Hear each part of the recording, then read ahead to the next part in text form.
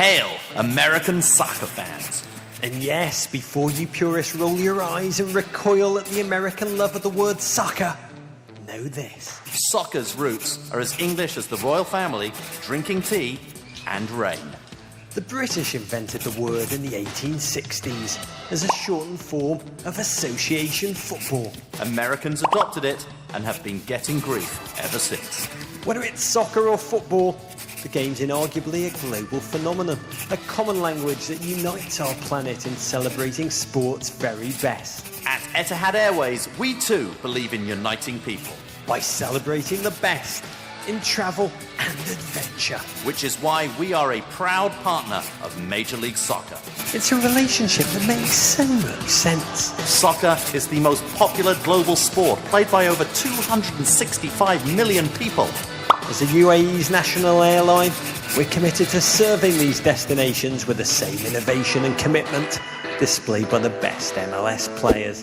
Did you know that half of the MLS players are international? We fly to 37 of their home countries. Heck, one of them is from our home country. And we have staff from 149 countries too. Seriously global. Another fact, the average MLS player runs 5 miles per game. Add up all the players over the course of a season, they would run around the Earth 1.5 times.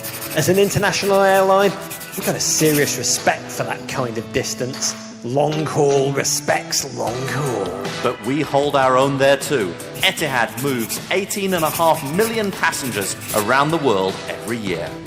Including thousands of MLS fans. And speaking of those fans, last season the MLS set an average attendance record of 22,000 spectators per game. Add the viewers tuning in from 170 countries in 90 languages on every platform available. We're only getting bigger. With so much energy and passion from fans around the globe, we couldn't be more proud to partner with Major League Soccer. Together, we believe in celebrating the best of what sport and air travel have to offer. Etihad Airways and Major League Soccer, we're a fan.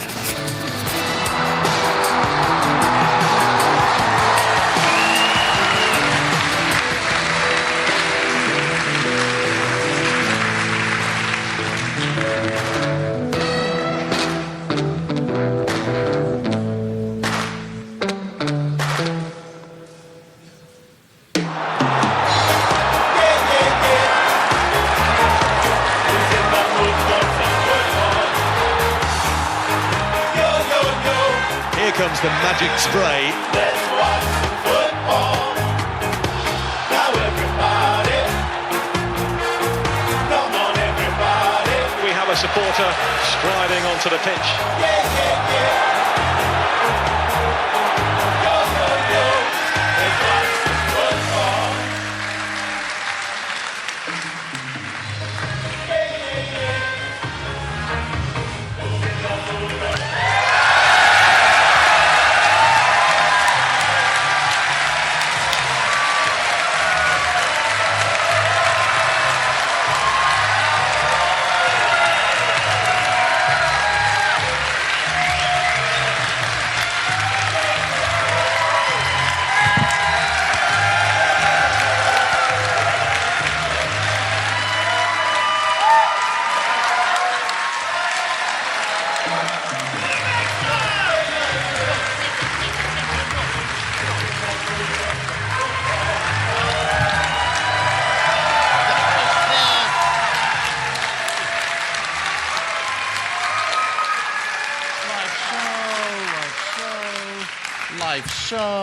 Live show, set! Rog, we've only got 155 cards to get through. A small forest in Papua New Guinea. Oh, it is amazing to be with you, Chicago! From Men in Blazers All-Star Craptacular! Yeah, but Rog, we are not in the crap part of Soho today. No, Davo, we have finally made it here to the city and state tattooed on John Brooks' right elbow. First time I met Johnny Brooks, it was back in the John Anthony Brooks days. I asked him, what is that? And he goes, Illinois. Jay Brooks, huge Sugin Stevens fan. But let's kick this show off in a way that Senator Kid Rock would approve of. Davo, the national anthem. The national anthem. Give a warm Chicago broad-shouldered welcome to Mr. Jimmy J.J. Jeter Jr. That's a lot of J's, Rog, 5 of them, fresh off the stage of Hamilton at the Private Bank Theatre, Chicago. Have you heard of it? Have you heard of it? It's that musical. It's that musical about the Hamilton Academicals. Yeah. Take it away, J.J.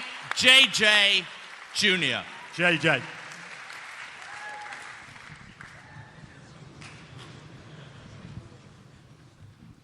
Oh, say, can you see by the dawn's early light what so proudly we held at the twilight's last gleaming, whose broad stripes and bright stars through the perilous fight o'er the ramparts we watched were so gallantly streaming, and the rocket's red glare, the bombs bursting in air, gave proof through the night that our flag was still there.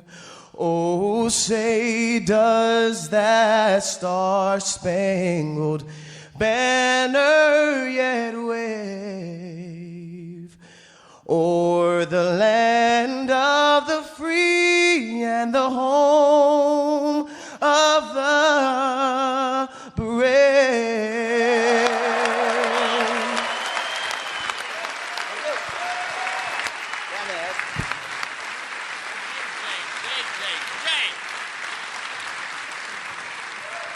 Let's hear it for JJ. Oh, Junior, what a gent. What a venue. This is the esteemed Harris Theatre for MLS All-Star Week. Mikhail Baryshnikov has danced on this stage. Renee Fleming has sung here. And tonight, we're going to sully it with our crap. You know, we normally actually pod to an audience of half-awake producer J-Dubs and a totally bored producer Lexi. But not tonight. Tonight we feast with you, our friends.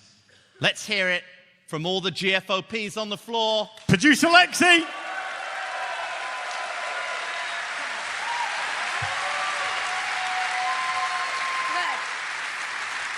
Everyone stand up.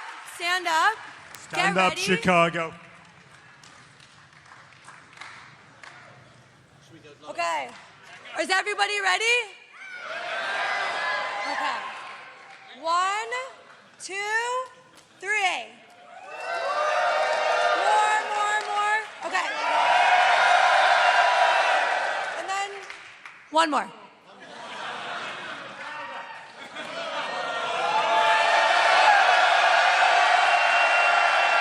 Okay, good. Producer Lexi. Producer Lexi. Oh, God. You're all in a lot of trouble. Chicago. I've got to tell you, just being here makes my nipples tingle. Yeah. Da Bears, da Balls, da Fire. Da Bulls! So, Rog, you properly love this city. I understand why. It is the place that has given the world Gale Sayers. Oh, the Kansas Comet. Gwendolyn Brooks. We real cool. Disco Demolition. Burn, baby, burn! Oh, my favourite, Perfect Strangers. When you look at Balky now, you realise He looked like half the fire squad in your inaugural season. Ah, Lubis Kubik, respect. I love that man. Czech centre-back, classy. Talking about that inaugural fire season, Rog, CJ Brown. Cool juice. Bill Murray. The only man who has inherent suave like that, Carl Beckerman. Yeah.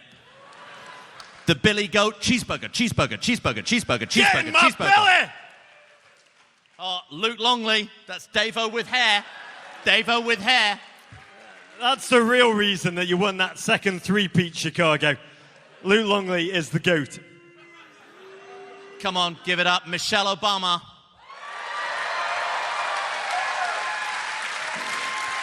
It's Melania Trump's speechwriter right there. She is. Brian Urlacher. Wait. That's better. Much better. Boldness is truth, Brian. Boldness is truth. Yep. By the way, what the hell is he trying to, compensate for? That man has done it all.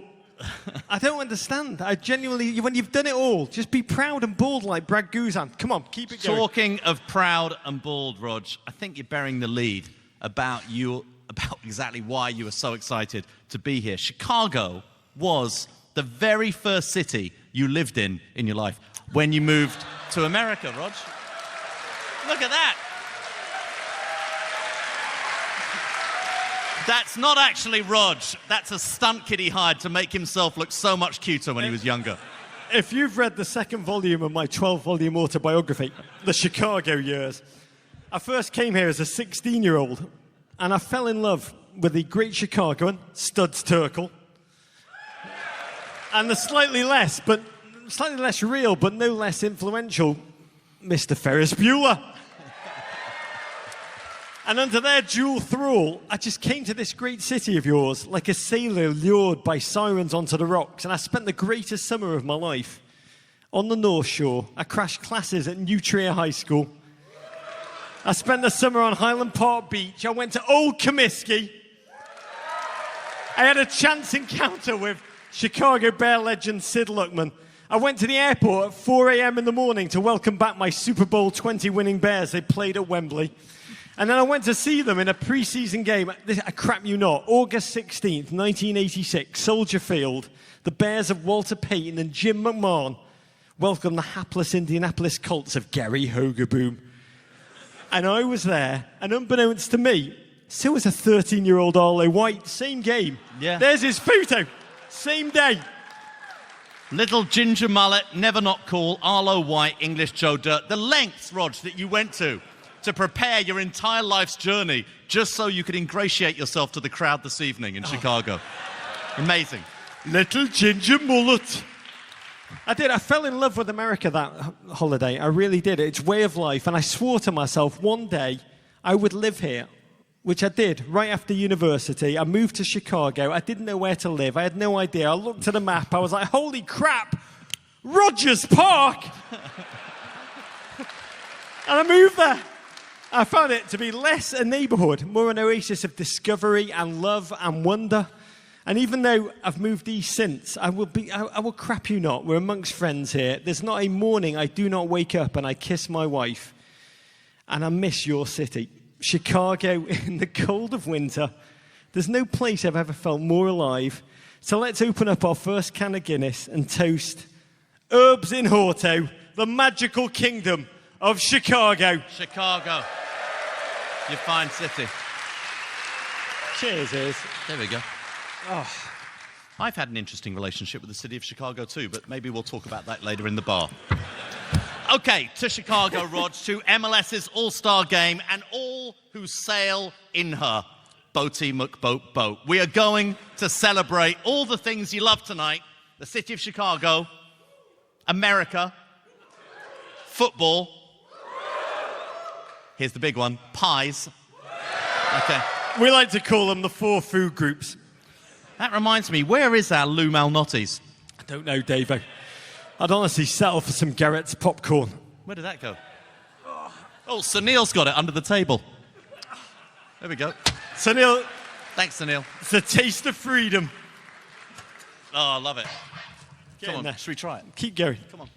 Come on. Come on. By the way, this is the only thing we've rehearsed. We've been working on this all bloody night. You ready? Yeah. That was my throw. My throw was bad. My throw was bad. It was like a Seamus Coleman cross. Okay, here we go. Oh, my God! What? Do one of the brown bits. Okay. I have better sighting for the brown ones. Okay, here we go. No. What brown one? Better. Last one. I got it. More. Oh. Thank you. Bruce Arena. Let's hear it for Bruce Arena. Thank God, Bruce.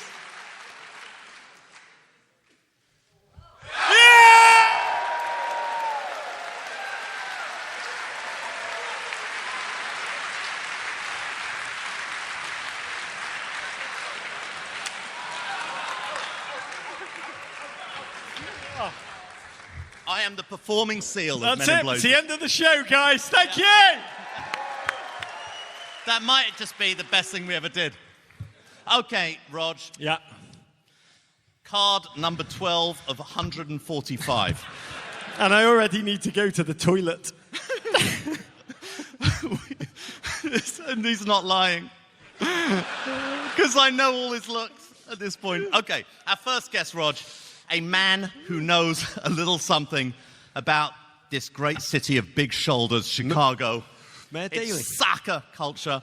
He spent his formative years just north of here in Palatine, P-Town, Not Mayor Daley. while his father led your Chicago Fire to 2 US Open Cups and 1998 MLS Cup glory. I was there in Pasadena. Just yesterday. During that time, this gent played for an equally storied Chicago club, Sockers FC. That's Sockers with a K, people. It was on field in this very city where he honed his game to become one of the finest power-balled midfield generals this country has ever known. The world, actually. Wednesday night, he led the USA to Gold Cup glory against all CONCACAF comers from all kinds of federations all over the world. We welcome to the stage the captain of Toronto FC and your US men's national team. Give a huge Chicago welcome to the one and only Mr. Michael Bradley!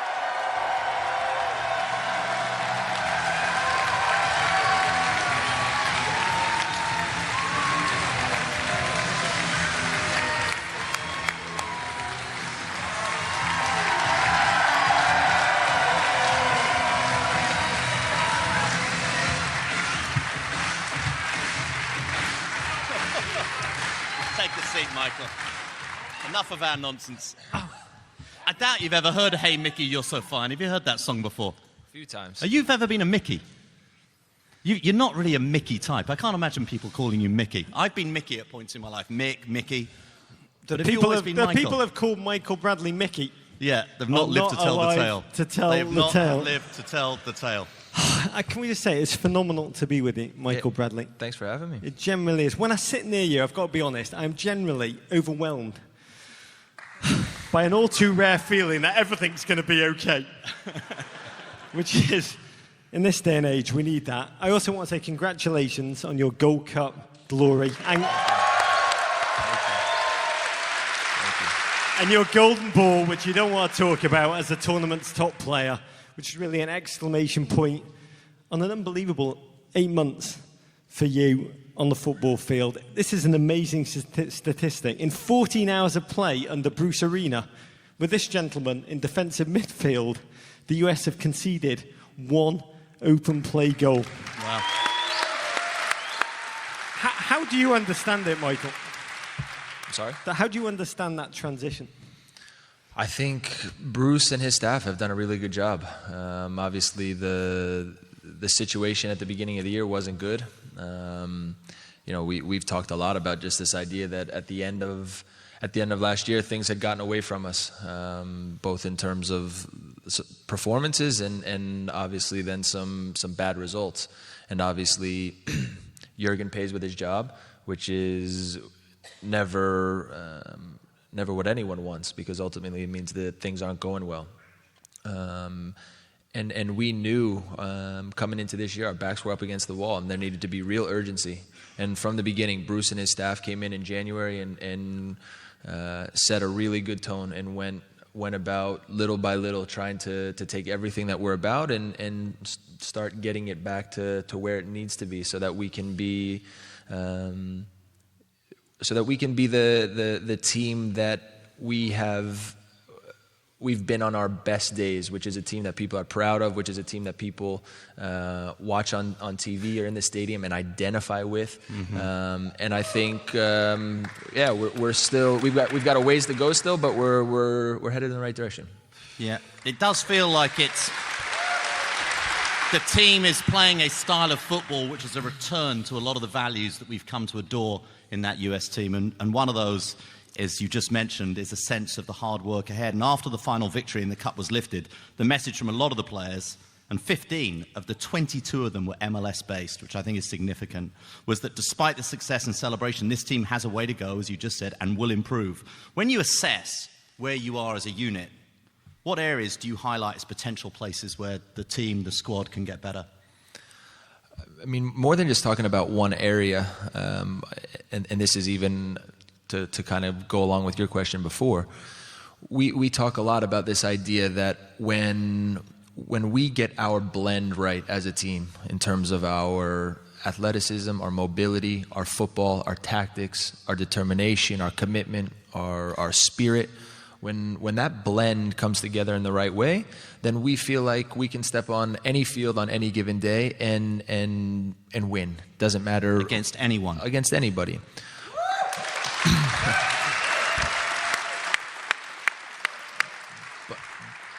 But obviously what happens is our margin is not big at all, and we understand that. And so all of a sudden, if across the board things start to come down a notch or two, and all of a sudden our blend isn't what it should be, then we're not good enough yet to just be able to walk onto a field and still think that we're good enough to win on a regular basis. And so, as now we move into this last part of qualifying and hopefully into a World Cup year, we are trying to be a group that every time we step onto the field gets that blend as close to perfect as possible, because we think that gives us a real chance to do some special things. Yeah, without a doubt. Talking about special things, it's as if you've read our script, Michael Bradley. He does prepare. I'm not going to lie, I'm actually a little disappointed that there is a script. Look at it. Michael. Oh. Yeah. That is a lot of script. I've heard a lot about Men in Blazers. I've never actually watched. I'm sorry, but I assume... No. You've dodged a bullet. You're a smart man. You've dodged a bullet. You've dodged a bullet. I just assumed there was no script. No. Not in the world with Roger Bennett, Michael, I can tell you that. Sunil Galati wrote this. He's our script writer. And Sunil, next question from Sunil of New York City. we asked all our listeners for questions. Next question is from a young man called Sunil G. And he says, Michael, he says, Mickey. He said, Mickey, you're so fine. You blow my mind. No, that was Can Tony you Basil. relive together with Rog one of my favourite moments of 2017? It was actually one of my favourite moments of 2017, Michael Bradley, which is both wonderful. And when I wrote this down, I also realised how pathetic it was, because you did it. I just watched it on television, which is a true statement of sadness about my own life and how passive I am. But my God, this is a tingler. I want to take you back like George Michael in The Sports Machine. Where'd you go? To June 11th, the 6th minute of the game. Michael Bradley's USA playing Mexico at a little place called the Estadio Azteca. And you, Michael Bradley, did this. Chicharito being harassed. Bradley's going to escape from Herrera. Bradley trying to chip on Joa, and he scores! Michael Bradley!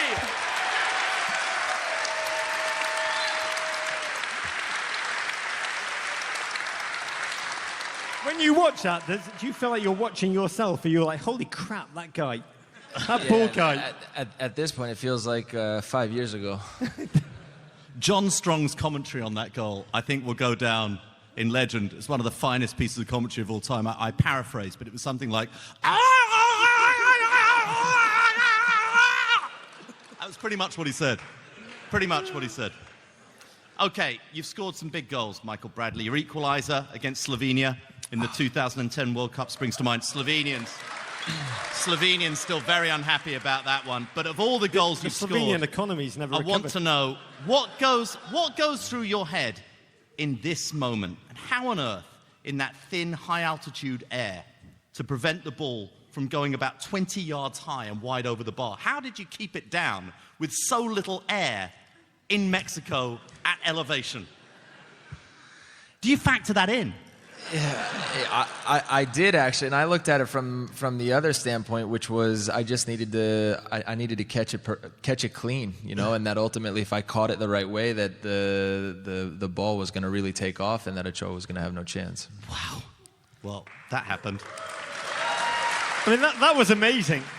What was even more amazing, because to me that strike in American history, the full kind of flown body of American history, is right up there with Neil Armstrong's moonwalk. It's better than the completion of the Transcontinental Railroad in Promontory Point, Utah in 1861, Rog. I don't think even Stephen A. Smith would argue with that, yeah, Davo. But, I mean, the reality is, your body must be full of adrenaline when you score that kind of wonder goal. How hard is it to come back down to earth? I mean, the next time you're on the ball, you're not just overwhelmed by a desire to just try and, like, dribble through the entire Mexican team Diego Maradona style. Come on! Yeah, I mean, look, the games against Mexico are special. There's no two ways about it. There's no better game if you're American than to play Mexico in Azteca. And, you know, we had prepared in a really good way for that game. We felt like... We liked our chances of not only going there, but going there and really coming away with the result. And we'd watched a lot of video. We had watched specifically some of their movement, that when Chicharito would come underneath, that in certain moments he was coming underneath to then lay a ball off first time for then one of those midfielders to hit a ball out wide to one of the wingers. And so... early on, I kind of saw it all develop and thought if I could read it a little bit and find my way in there, that it might be a chance to win a ball and get us out on a counter early on, and stumbled onto the ball, took that first touch, no big deal. Took me into a decent spot, and was able to score. So, was there something situational about it though? Because I know in all sports there are points of matches that you do things that you wouldn't do at another point of a match. Was there something about it being 6th minute? Was it something about being at the Azteca, with the US having been a little bit backs against the wall during qualifying, that you took that shot? I'm sure there have been points in your career where you've had an opportunity to do that and you thought, no, I won't try that. Just lay it off to the side. I'll lay it off. Was there something situational about it? Yeah, I mean, the way the ball, after I took the touch, the way the ball sat there for me, you know, we had been defending in our own half, and when I won the ball in that way, it wasn't like there was anybody really up there with me. I think Bobby Wood was off to my left, but at a certain point, I looked quickly and saw 2 or 3 Mexican shirts and Ochoa, and I'm not a dribbler, so I wasn't I wasn't trying to dribble myself into any trouble. So I thought, I saw Ochoa off his line, and I thought, why not? Bobby didn't yell at you when you took the shot, did he? I don't think so. I don't think so. We'll have to ask. Michael Bradley, not a dribbler. Not a dribbler. I gotta say, you coming to Chicago, like for me, it's a homecoming of sorts. I mean, you moved here when you were 10. Your dad, the mighty Bob Bradley. Yes. Let's hear it for Bob. Come on, Bob. Come on, Bob. Took over the inaugural season Chicago Fire, his first season as a head coach. You played with the Chicago Sockers at the time, the Mighty Blues. Let's look at you, laying waste to all those who dared challenge you. Hair. You know, you once told me that you were a soccer rat. You described yourself in this at this age. You would stick around practice, play with anyone, boys older than you, younger than you, girls' teams. How did growing up here in Chicagoland shape your mentality as a football player? You know, the weather savage, the conditions challenging. Do you draw a direct line from your Chicago experience to your own mental toughness? Yeah, absolutely. I think obviously growing up, we moved at different times. We moved a lot because my dad would get a new job and there'd be a new team and we'd be off. And I was lucky enough to live in places where there was diversity, there was a real blue-collar mentality and a willingness to work, a willingness to deal with whatever got thrown at you. And when we moved here to Chicago, we lived in Palatine, and pretty early on, my dad took me over to the Soccers, yeah, and Dave Richardson, who's still there, the president, yeah. After one of the first few days, it was in the middle of the winter, and they had the two indoor fields over at the time it was called Soccer Enterprise. I think it's called Soccer City now, right? Soccer City, yeah. Branding, yeah. And after a day or two, he said, "Listen, we're here every day, so you can come whenever you want." And when he told me that, I'm not sure he knew exactly what he was signing up for, because I was literally there every day. My mom would pick me up from school and she'd drop me off, and I'd be there from 3:30 or 4 to 7 o'clock. And Dave was amazing. He'd find, obviously my team would have training on different days, but on days when my team wasn't there, I'd train with older kids. I'd literally hop into any training or any game that I could, and it had been so easy at some point along the way for David or Batata or some of these guys to say, Michael, out of here. But they kept letting me come back, and that combined with the experience that I had of spending time around the fire and looking for any way that I could to be around that, whether it was cleaning shoes or fetching balls or a little bit of shooting at the end of practice. I just wanted to be around it, and so those years played a big part for me. And that was an amazing team, the late 1990s, that Fire team. Okay, you used to play against this guy and his Chicago Magic powerhouse. It's Brian Urlacher, post-hair transplant. What do you remember it's Brad Guzan about those days, and who came out on top? What do you remember? Well, anybody who's from Chicago knows that Soccers typically get the better Magic.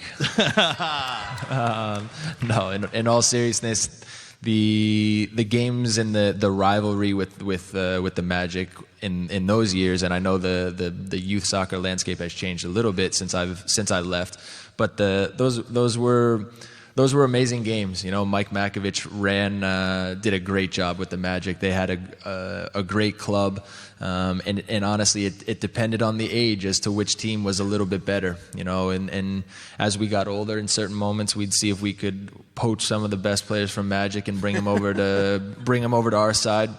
And actually, we were able to do that with Will Johnson. So Will Johnson started as a Magic player, and after we won a state cup or two, decided to come play for us. And he helped push us over the edge. We won regionals and then and got to the national championship once or twice. But yeah, in terms of Brad was a year or two. Brad's 2 years older than me, so it wasn't. He's had a lot of work done. So it wasn't like. It wasn't that I was playing against them all the time in some of the different indoor leagues and stuff. When ages would get mixed together, he'd be there. He was still trying to figure out whether he was a goalkeeper or like a deep lying center midfielder. Yeah. Wow. Still trying to work it out. Yeah, I think so too. Jermaine Jones, he's coming for you. Yeah. I want to bring it back to the present, talking about Brad Guzan. I mean, this is a massive year for you and your team, Toronto, who lead the Eastern Conference 5 points ahead of a certain Chicago Fire. You're doing well. Be gracious in victory, guys. On the international front, you've got World Cup 2018 less than a year away. When your head hits the pillow, I've got to be honest, I imagine Michael Bradley's pillow, in my imagination, is a rock. You kind of keep it real. What do you think about in terms of the next 365 days, your goals? Yeah, I mean, I don't think that far ahead that often. Obviously, it's... I do. Yeah? Yeah. Good for you. Yeah, you have no idea, Michael. It's exhausting. It's important at different times throughout the year to obviously take the time to think about where you are, where things are headed, what you want to do, what your goals, ambitions. But on the day-to-day basis, for me, it's about the next game. Get myself ready for training the next morning, enjoying that. It's such a basic thing, but honestly, I love what I do, and I enjoy every morning just this idea of getting up and being able to drive into training and spend time with the guys in and around the training ground, go out, train, and ultimately then what it means then as you move forward in a week and getting ready for a big game. And so, look, at the moment, Real Madrid on Wednesday. Obviously, we all understand it's a friendly game. But having said that, everybody wants to be sharp. Everybody wants to play well, and we know they'll be the same. And then after that, we have DC United on Saturday, and that's a big one for us. Are you telling me that you have never once gone to sleep, Michael Bradley, and dreamed about you, Michael Bradley, being awarded the 2018 World Cup by Vladimir Putin in Moscow? Never once. Not gotten there yet, no. Can I do all the bloody Rod, time? It's Rod has had fantastic. that dream repeatedly for the last year. David, make for a the toast. last year. Okay, let's make a toast to you, Michael Bradley. So I like to think of you, the American Jason Statham. You kick ass. Yeah. And in doing so, you make all those around you feel both safe and full of hope. We wish you a year of health, happiness, and glory. To Michael Bradley.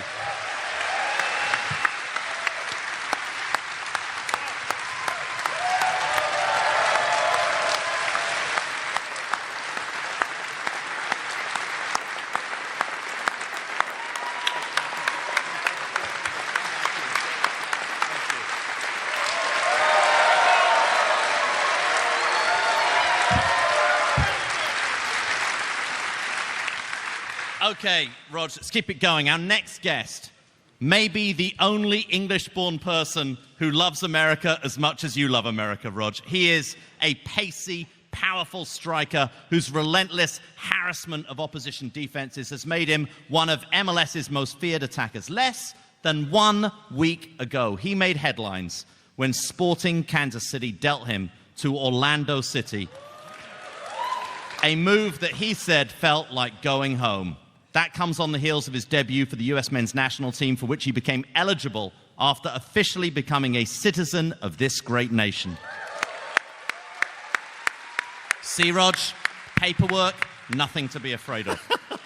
We welcome to the stage a man born in West Sussex, but bred to wear the stars and stripes, a gent who tallied 2 goals in his first 2 US games from Orlando City by way of Kansas City, by way of West Sussex, the one and only Mr. Dom Dwyer.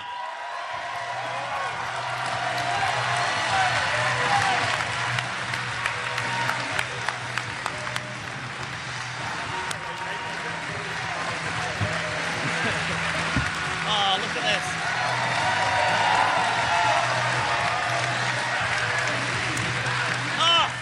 Not bad. You're an acrobat. I'm trying. You might have to cut that out at a certain point. I'm getting a bit old for that. We have to Oh, God. Dom Dwyer, welcome to Chicago.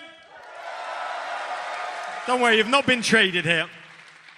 It's great to be with you. It really is. I'm sitting with a great American in a great American city. And as I've always said about you, you can't spell freedom without dumb. Take us back to that. D-O-M. Do you get it? D-O-M. I can't believe you got a laugh from that one. I said I was going to do this at some point in the show. He's going in the bathroom. Can I just say, we're just kind of like... Oh, yeah, he's climbing the ladder. Dave-O, Dave-O. That was pathetic, mate. You meant to fall right to the top and then plummet in a horrific Catch fashion. another bit of popcorn. When I did the freedom thing, we were just trying to workshop Don Dwyer for Senate 2024 messages. We'll get back to you on that one. But you've got to describe the American place, special place, a town called Hope, Cuckfield, West Sussex. What's it like? Describe Cuckfield for us, Dom Dwyer. Honestly, I don't think I've ever been to Cuckfield, apart from when I was born. I was born in the Wikipedia. hospital, But don't trust the internet, I'm telling you. You were actually born in Orlando, Florida, right? Yeah, born and raised. On Amelia Street, downtown. Were you born in? Did you grow up in West Sussex? I grew up in West Sussex, and I went to Norwich when I was about 9. Wow. And then Dreaming back of to America, London. how? Like, what were the images? When I grew up, it was like Heart to Heart, The Love Boat, Cagney and Lacey, Different Strokes, all that crap that came through. I had a poster of Debbie Gibson above my head on the wall. What America did you grow up imagining, Dom? You seen the movie American Pie?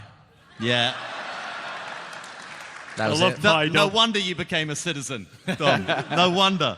No wonder. But was that like America? What did America mean to you when you were a kid? We grew up dreaming of America. I'm sure you did too. Yeah, I think it was the same thing. I mean, it was obviously a long, long time after you, but you know. Well, I mean, we were born in the 17th century, Dom. I had a poster, life size, of George Washington above my bed, and he was still alive. Go on. But no, it's definitely a country, you know, you can live the dream, as you say. And, you know, I don't know, it's an awesome lifestyle you can live out here. And, you know, it's a country I've learned to love. Brilliant. It certainly, wherever you grew up in West Sussex, With a it's poster of world, Alexi and then Lalas Norwich, above your bed. and then Norwich, and now from Norwich, it's the quiz of the week. They used to do Sale of the Century from Norwich when I was a kid. It's always what I think of with Norwich, Sale of the Century. But this March, you did something Rogers wanted to do for a long time. You just can't handle the paperwork. You became an American citizen. We're going to play some footage of your ceremony behind us. This act paved the way for you being able to compete for the US on a football level, on a soccer level. But was there more to it than that? On a personal, emotional level, do you feel differently at all now that you're an American? I don't know if I feel differently, but it was definitely more of an emotional day than I thought it was going to be. You know, obviously I had a lot of people coming up to me and saying, you know, we're proud to have you and to be a part of our country. And, you know, for people who are from the US, that's pretty cool to hear. So yeah. I appreciate that, guys. Is there a box that you tick when you apply for an American passport? Do you want to receive information from Homeland Security by email? Tick. Do you want to play football for Bruce Arena, USA? Tick. Because I would tick that box harder than Brad Bloody Friedel. But July 1st, you made your debut in East Hartford, Connecticut, a pre-Gold Cup friendly against Ghana. Another one of my favourite sporting moments of the year. Me, an Englishman, watching you, Dom Dwyer, singing the American national anthem. Here's a photo that I took off my television. They had you on for 0.8 seconds. But I cried when I saw this. When this happened, genuinely, when I watch this, an Englishman who adores America in a US jersey on the 4th of July weekend, to me, it's all that's great about this nation, to be candid. What I want to know is, how the hell did you do that and then go and play a game of football? Because it must have felt overwhelming. I mean, honestly, it was a lot, but I think it really was. But I think it gives you energy. You know, I was very passionate, and I wanted to show that, you know, this country's gave me a lot, and I really want to give something back. And obviously, I can do football better than most things, or soccer, I should say now. Yeah. Well, you wasted no time doing soccer, Dom. Just 19 minutes into that game, this happened. But Viafani's got the better of him. And the chance fell to Corona and Dwyer! He feels a whole lot more American now. I love that celebration. You look just like English-American Diego Costa. So I've actually seen Diego Costa miss that goal 3 times for Chelsea last season. It's amazing. Well, it's harder finish than it looks. That was a nice finish, Dom. You did it again in your second game, a 1-1 draw with Panama to open the Gold Cup. The US ended up winning the group, going on to beat Martinique 3-2, and then getting the 3 goals it needed against Nicaragua, despite Here we go. despite missing a penalty. I did in see that your last tweet, game. you bastards. You're meant to play it like Michael Bradley and pretend you don't watch our crap. You logged very strong performances. You scored twice. I was very confused. I want you to help try and clear up my confusion. That you were one of the 6 players sent home for the knockout rounds. How was that explained to you? How did you make sense of it? How can you make sense of that for us? I mean, I don't want to get myself in trouble here. Good. So, we won't let you. We won't let you. No one's watching this. yeah. It's just us point. girls, Dom. But basically, Jozy and Clint Dempsey were coming in, and I played 3 of the 4 games so far in camp, so I realized I'd probably get a little bit less playing time. And Bruce discussed with me and said that he was going to send me home and that my coach, Peter, wanted me back, which is interesting because he doesn't want me anymore, but...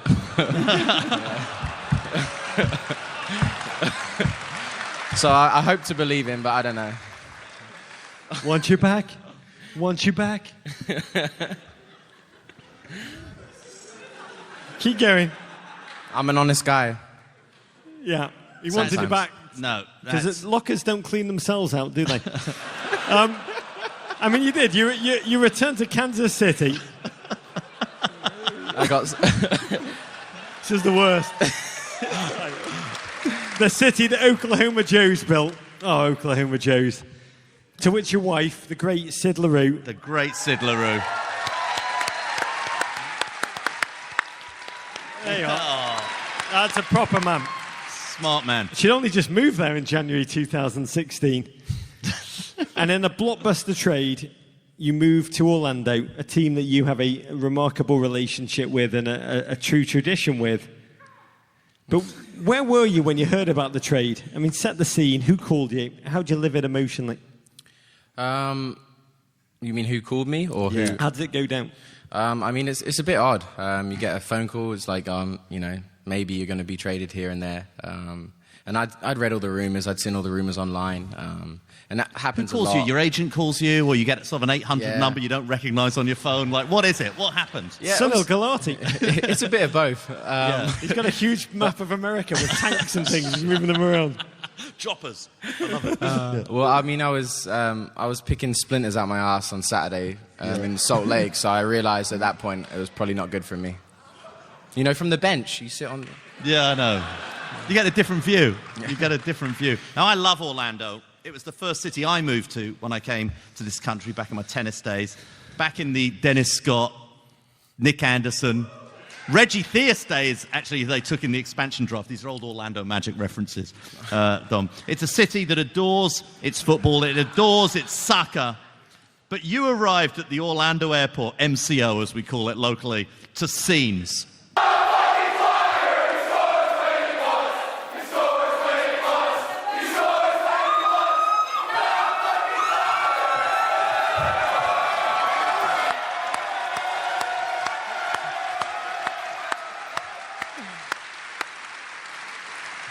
Honestly, That's amazing.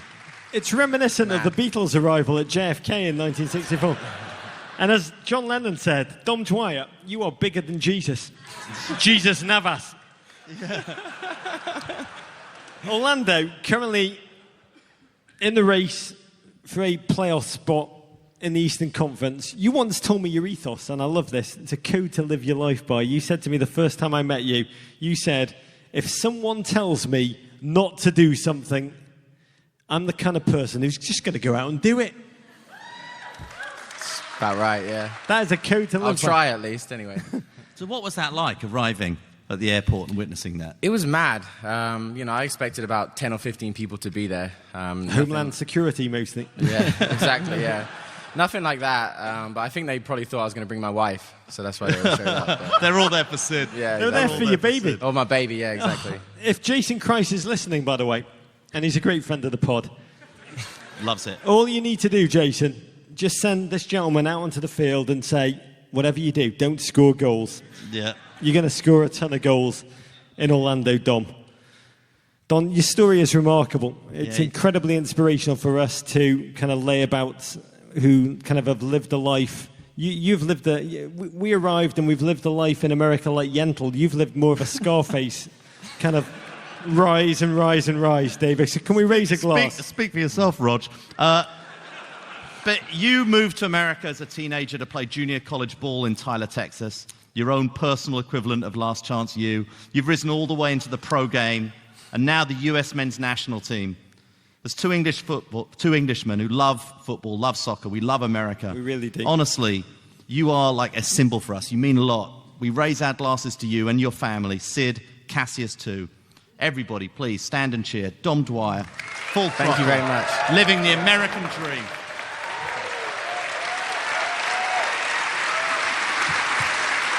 Ladies and gentlemen, Dom Dwyer!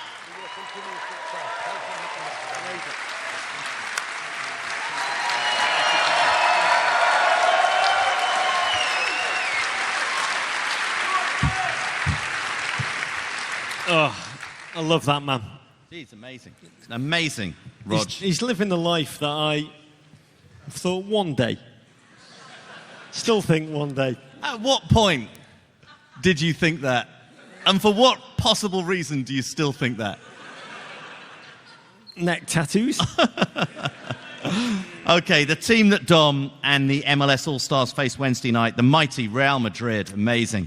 Fresh off a 3-2 narrow defeat in Saturday night's El Clasico Miami Vice edition. It's like a Civil War reenactment. Yeah.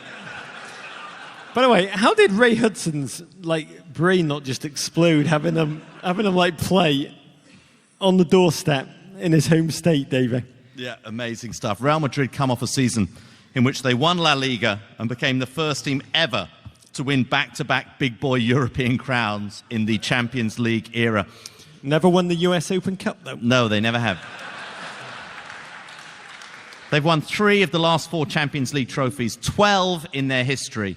So it makes perfect sense that they would visit Chicago, a city that knows a little something about dynasties.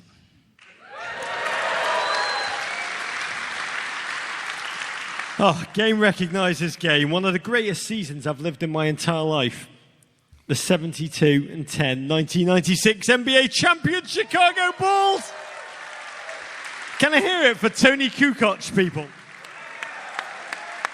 Just ahead of Kroos and Basil on my list of favourite Tonys who spell their name with an I. Before the mighty MLS All-Stars tangle with Los Blancos, we wanted to celebrate the Spanish champions with Sky Sports La Liga analyst and former Spain international, Gaizka Mendieta.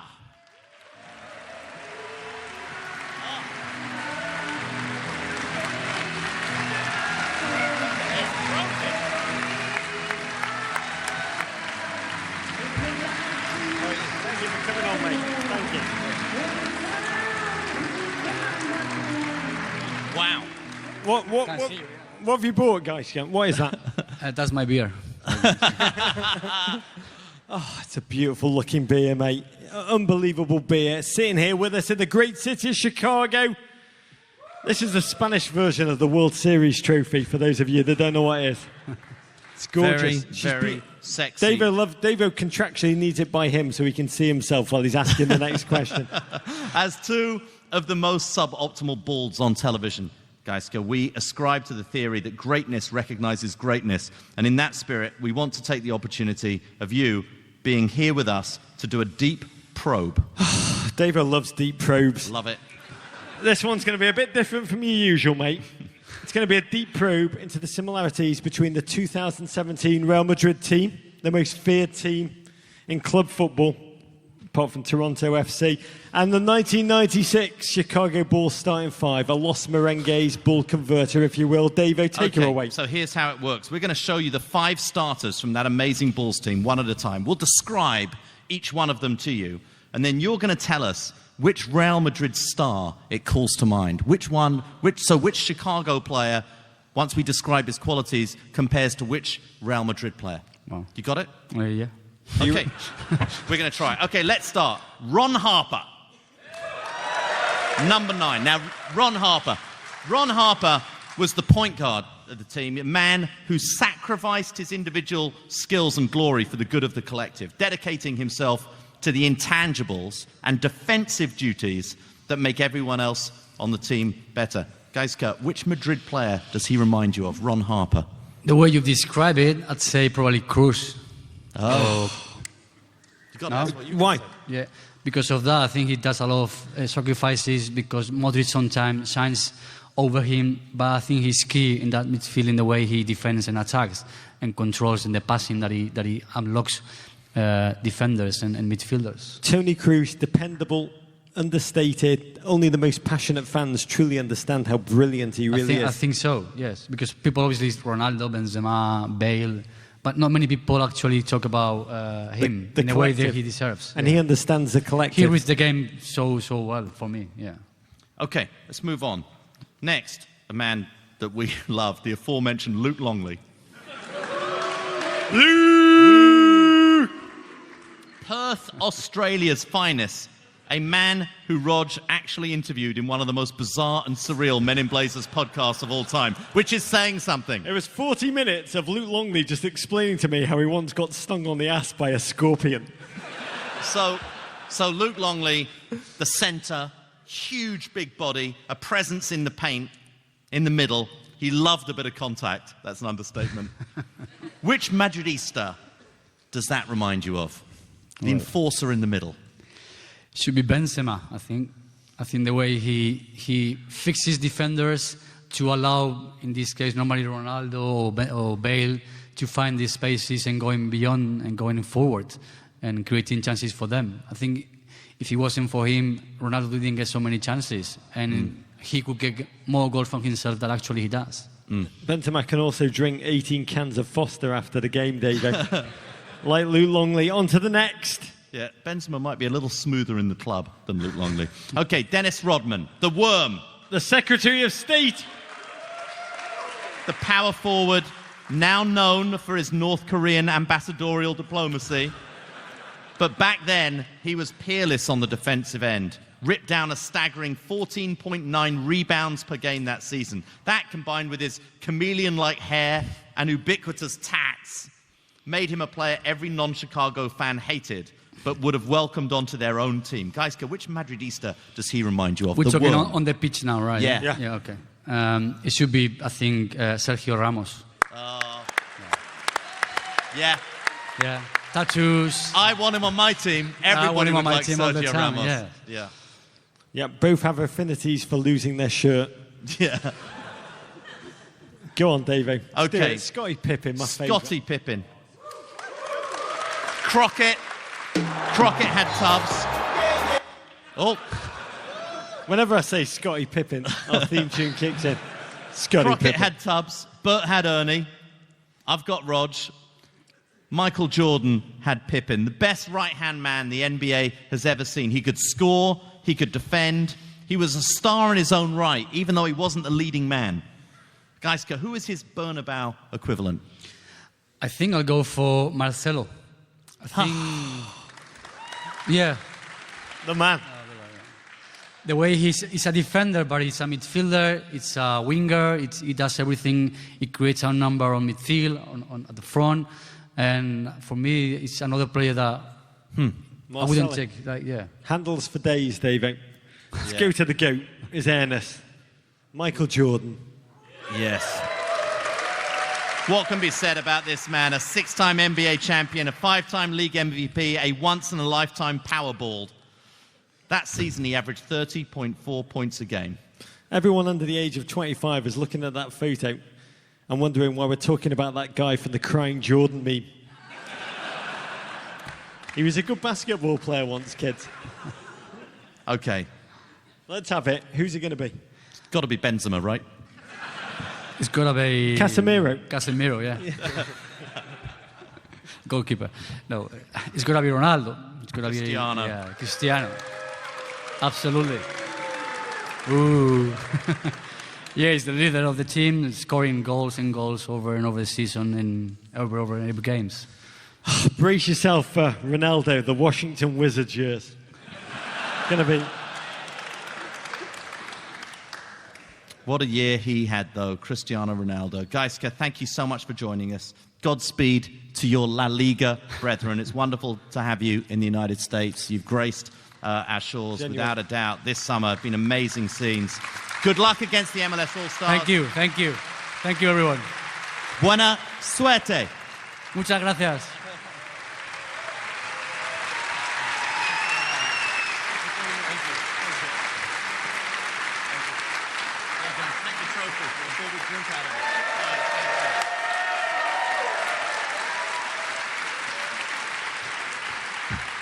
Okay, Rog.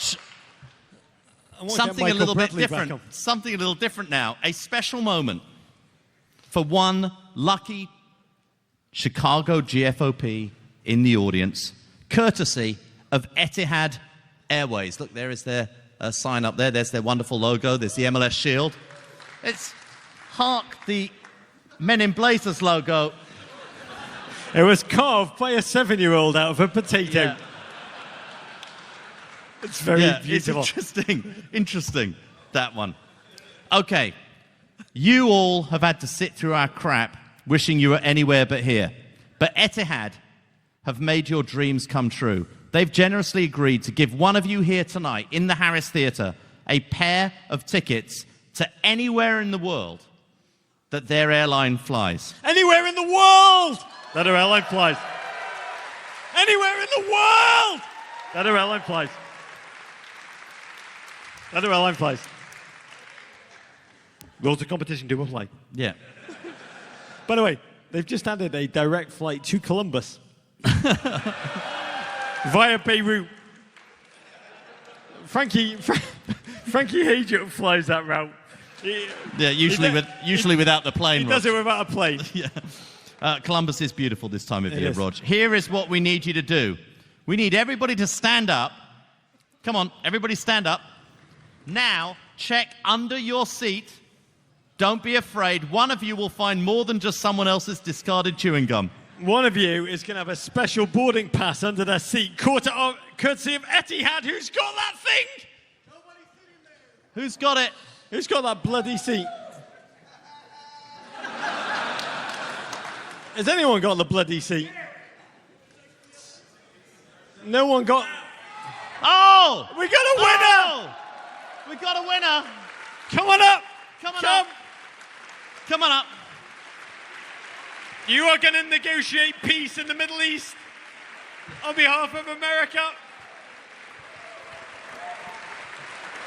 Joining us on stage, Patrick Pierce, the VP of Sponsorship on Etihad Airways. Come on up.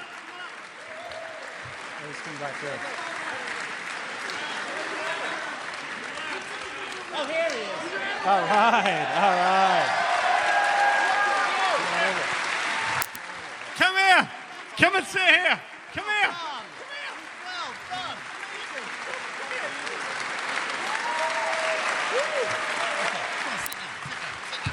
You're looking at Manchester City's new centre-back. Okay. Amazing. So look, we've got the whole airline. So, what's your name? Roble. Roble! Which team do you support, Roble? Chelsea. Yes!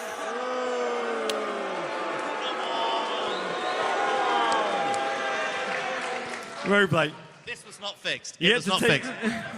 You had to take one friend with you anywhere in the world that this remarkable airline, and to be candid, a phenomenal supporter of football in this country, are going to take you. So now I'd like to hand it over to the most eloquent moment of the whole show. Yeah, that was seamlessly done, Rog. From the Mike Pence of Etihad. Take it away. So Raj, we flew 15 hours from Abu Dhabi. Yeah. You're the one that sounds jet lag. But every day. But not only does this flight not go to Columbus, it goes Roble to anywhere in the world, and it's also 2 business class tickets. So it's not just economy. What? So we are Etihad Airways. We're the proud partner of Major League Soccer, and we're thrilled to present tonight's show. So we'd just like to do one quick picture with you, Roble, if you don't mind. Yeah?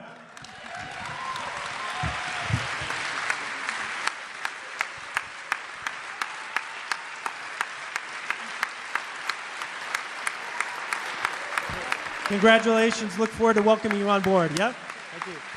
Okay, Robley.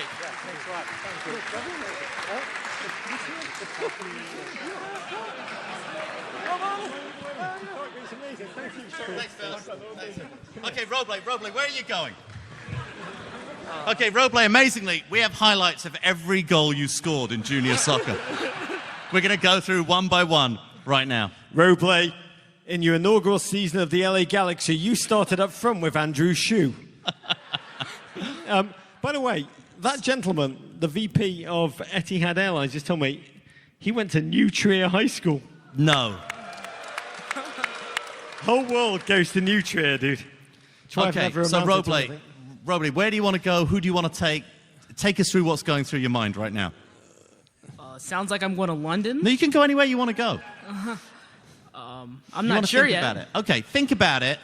If you decide to go to London, I'll throw in my Chelsea season tickets and you can go and see Chelsea. For sure. If you decide to go to London, but no pressure, good seats, but no pressure if you decide to go to London. But you can go anywhere in the world. You could go to Columbus. You could go to anywhere in the world. Robley, if you decide to go and watch Everton, I will throw in... He'll give you the team. A cup of tea with my mother and my Joey Kroos signed jersey. No pressure, David. Figure it out. Ladies and gentlemen, give it up for Robley!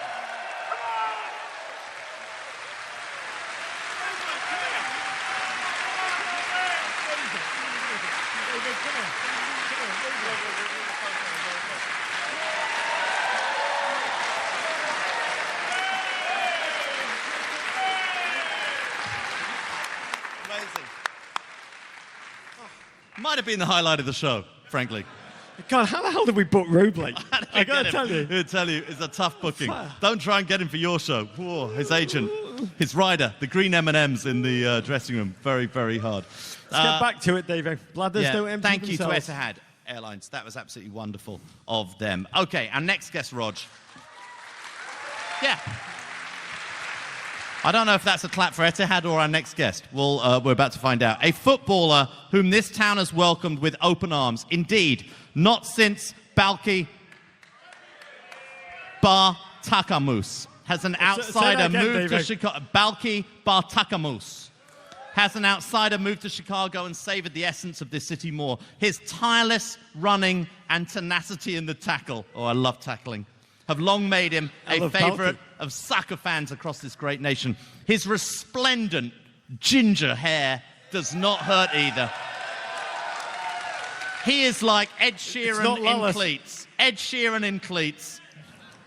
Only bearable. This off-season, his trade from New York to right here in sweet home Chicago sent shockwaves throughout MLS, yet it turned out to be the match that has set this season's fire transformation alight. We welcome back to the show for the third time a man who has lived a mid-career renaissance, having officially returned from international football's wilderness to rightly wear a USA jersey again from your hometown Chicago Fire. Give a huge all-star welcome to the one and only Mr. Dax McCarty.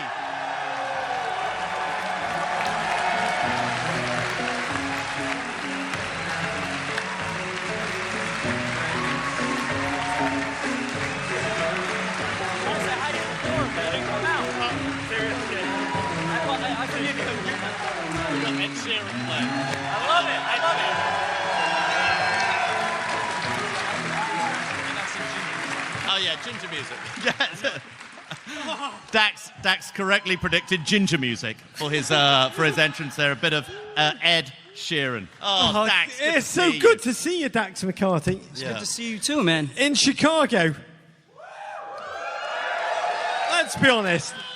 When you arrived here last January, after a shock trade, you were not the happiest. But what a remarkable season this has been. I mean, oh my God, your Chicago Fire Roger's out of sit breath. resplendent in the Eastern Conference. You already have 4 more wins this season than the team had the entire last campaign.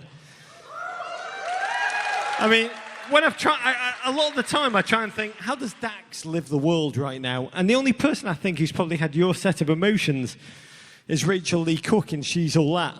She's like, at the beginning of the movie, she's like doomed, and then she's shaking her hair down before the end, and she looks so beautiful in that final scene. How have you lived that roller coaster emotionally, Dax? Lay it on us.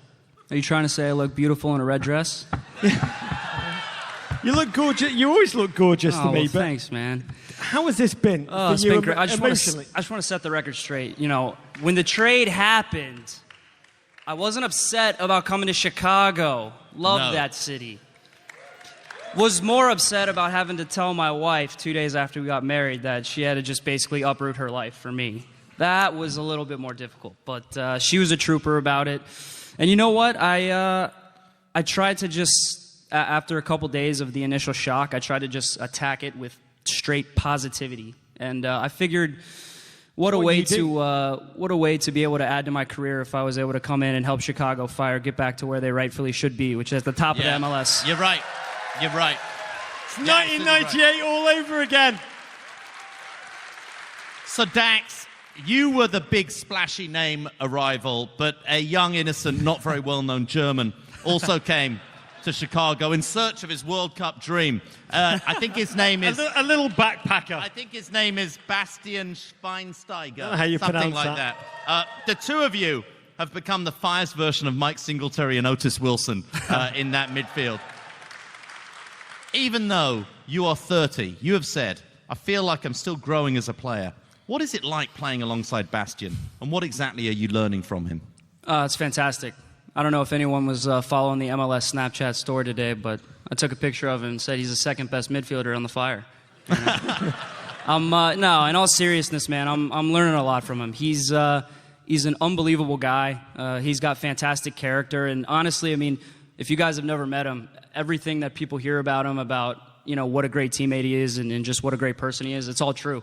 And then the other side of it, he's just he's a funny guy. You don't really look at Germans and you're like, oh, they're not that funny, right?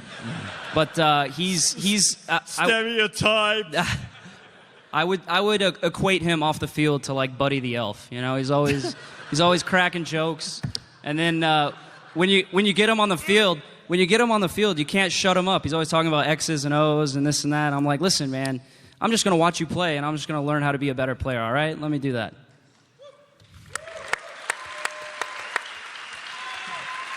Dax, we love you. We love you for your grit. Oh, You're tackling. We love you for your work rate. We love the fact that you love the taste of your opponent's blood in your mouth. Yeah. I'm not from El Salvador.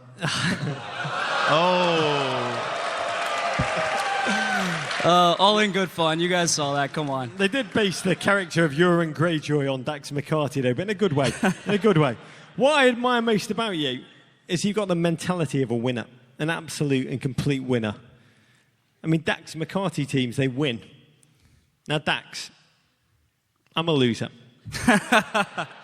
That's not true. No, believe me.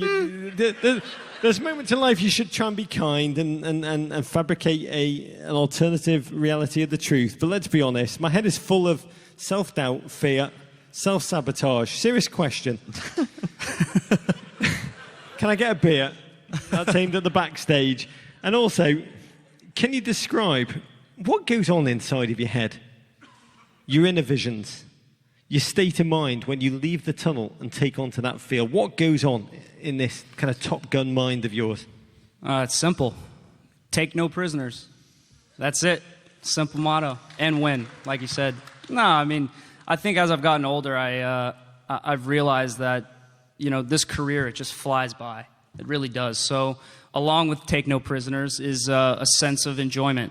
Step on the field every day and try to enjoy it like it might be your last, because once you hit that 30 mark, you never know when it could be the end. So hopefully it's not for a couple more years for me, but I'm trying to enjoy every minute. And obviously, it's been quite the roller coaster this year. But I'd say there's been a lot more positives than negatives. I mean, by the way, those are words to live by. Those are words to live by, whatever you do. I mean, you are a man who cares, Davo. He's a man who cares. The Red Bulls, that was a club that he truly cared about. Yeah, without doubt. And that return, April 29th. April 29th, that was emotional for everyone watching. Can't imagine what it was like for you. Despite your silky assist in Nemanja, the Fire fell 2-1. But after the match, you stayed until they shut the lights off to sign autographs and take selfies with fans. Talk about the emotions you experienced in that moment. Wow, yeah. Look at this. I mean, honestly, like you guys said, that club, every club that I've played for, actually, I've got a little special place in my heart for, except DC United. No, honestly, man. But I feel, I feel like I'm just living my dream, and I feel very privileged to be able to do what I do. And I look at this career as I couldn't do what I do. I couldn't be where I am today if it wasn't for you guys out there and all the fans that come out and support us every day. So, especially in New York, I had a connection with those fans. I really tried to get involved in the community, get involved in the city. I lived in Manhattan. It was one of those situations where you just try to show the fans the love that they showed you that whole time. And so it was the least I could do. I was getting in a little bit of trouble with my team. My coach was telling me to come inside because he wanted to give a team talk. And I was just like, come on, man, not now. If I would have gone inside, then I didn't want people to leave and, think, oh, man, Dax is letting all this get to his head. He's not the same. Stuff like that, So I figured I'd stay out, and if I had to deal with the repercussions later, I would. But they showed me a lot of love, and I'll always appreciate them. You talked about that you go full bore as a player, and we see that. We see you chase down those balls. We see you going in for those tackles. You're the Lee Catamol of Major League Soccer. I love it. But good. Exactly, with talent. And you talk about finding enjoyment in the game. What is the part of the game that you enjoy the most? Is it the relationship with the fans? Is it? I think so. I think that's part of it. I think it's the relationship with the fans, and I think it's also the relationship with the guys in the locker room. It's funny when you grow up and you got your family members and all this, and you don't really ever find the connection that you have with your teammates with anybody else. I mean, It's a life that truly is unique. Very unique. We're very blessed and very lucky to live the life that we live. But there's also a lot of, there's a lot of sadness sometimes and a lot of things that happen that not many people understand. But your teammates are your brothers. They're there in the battle with you every day. And, for fans, when they look at us and when we lose a game, it hurts them. But I can promise you it hurts us way more. I promise you that. Because it eats at us whenever we can't be successful. At least it eats at me. And that's, I think, why I've had... a lot of good relationships with the fans throughout the clubs that I've played at is because they see that I really care about winning and about losing. And if I lose, I'm no fun to be around. Just ask my wife. She won't talk to me for a whole day. I mean, it's so funny because the last time we had you on Men in Blazers, middle of January camp for the US, just days after your wedding. Mazel tov again, Dax McCarty. Thank you. You were called into that US camp. You'd not appeared for the US since 2011. And despite the fact that you spoke to me, you've gone on to play 7 more games. Wonderfully. And you appear to be in Bruce's plans. I mean, when I watch you play, to me, you're like 2017 version of Carl Beckerman with a slightly different approach to hair hygiene. But having had the US jersey taken from you for so long, when a roster's announced, how do you get nervous? Do you have a belly full of fear? Do you feel like, how does it feel when a roster's about to be released inside of Dax McCarty competitor? Honestly, it's a feeling of hope. You always hope you're on that roster, and obviously for a number of years there, I had lost that hope. Quite frankly, I had lost the hope of being called in. I figured it didn't really matter how well I played.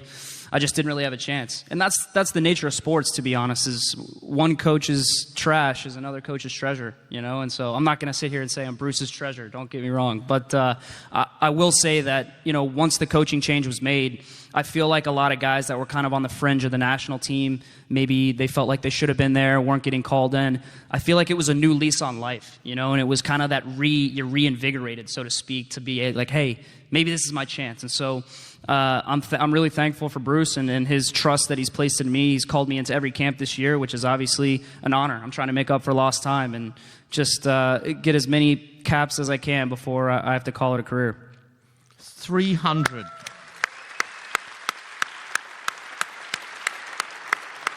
More than 300 MLS appearances over 13 seasons.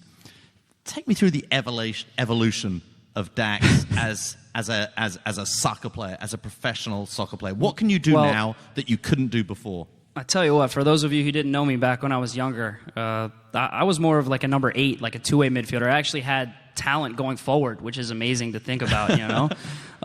But yeah, my evolution, it's funny, you know. I was always more of a two-way midfielder, box-to-box midfielder. You know, could defend, could attack. You know, I tried to do it all on the field. Like Red Goosem. Yes, but with hair. On the Chicago Magic, he had hair. But yeah, as I've gotten a little bit older, coaches started, you know, to move me back a little bit. I think that's what happens as you get a little older. You know, the worse you are, you kind of get moved back more and more and more. And so I was like, crap, maybe I suck. But thankfully, they stopped me at defensive mid, and I kind of just embraced the role, and I really thrived under Hans Backe, Swedish coach for the New York Red Bulls. Say his name again, because you clearly like saying his name. Hans Backe. So, yeah, he put me there and just said, listen, stay in front of the back four and you know, get the ball, do your job, defend, get the ball to the more talented guys going forward, a.k.a. Thierry Henry.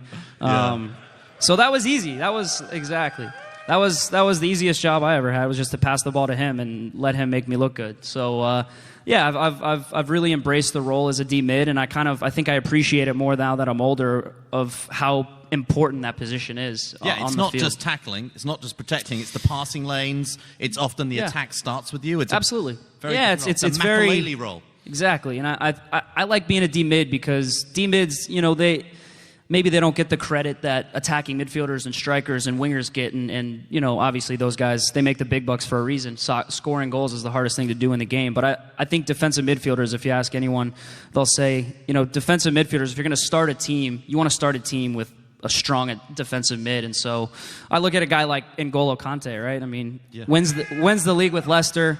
It's his birthday today. Is it? Yeah, it's his birthday today. Oh, he shares a birthday with a legend, Michael Bradley. I don't know if you guys know that. We're not allowed to mention that. We're not allowed to mention that. N'Golo Kante's birthday today. Sorry, guys. Anyways, yeah, I look at what he did with Leicester City, and then he goes to Chelsea and just wins another title. Yeah, exactly. I think it shows you how important that is. So it's a role that I love to play, and hopefully I can do it for a little while longer. I mean, you seem to be a guy that's going to go on forever playing football. Oh, I hope so. You are 30 years old. Benjamin Button. 30, roughly 49 years younger than David and me. Yeah.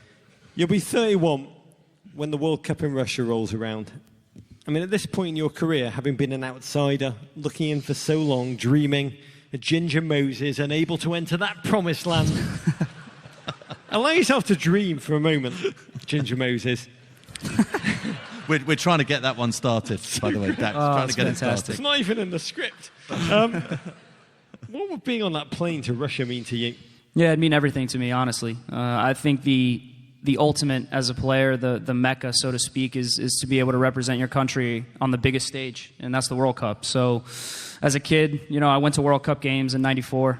My dad took me to games, and that was just something that I always had in the back of my head, that if I was lucky enough to be able to play the game, every player strives to do that. And I've been lucky enough to play with guys that have won the thing, which is crazy to think about. But at the end of it all, as a player, you want to have the chance to go. And you know, right now, I'm trying to give myself the best chance possible to be able to go to a World Cup. And we got to qualify first. So let's keep winning those games and qualifying, and hopefully we'll make it. David. Okay, final question from me. A lot of Chicago sports fans in the audience. What message do you have for them, for this city, about the Fire, and your understanding of how the second half of this season is going to play out? We're asking for a friend. Oh, boy. Asking for a lot of friends. What I will say is, please forgive us for the last 2 games. They weren't good. Sorry about that. But yeah, thank you. We're hungry. I think that's the message. Is we're hungry for success. We're hungry to put the Fire back in the elite company of MLS. And the only way you do that, I mean, look, we've had a good season up to this point. I think everyone would agree, but we're not satisfied. The only way you really truly measure a successful team is by trophies. And so we unfortunately we lost one of the trophies we were going for in the Open Cup. We still have 2 more trophies to play for: the Supporters Shield and the MLS Cup. And I promise you, we will be doing our darndest to try to win both of those. Absolutely.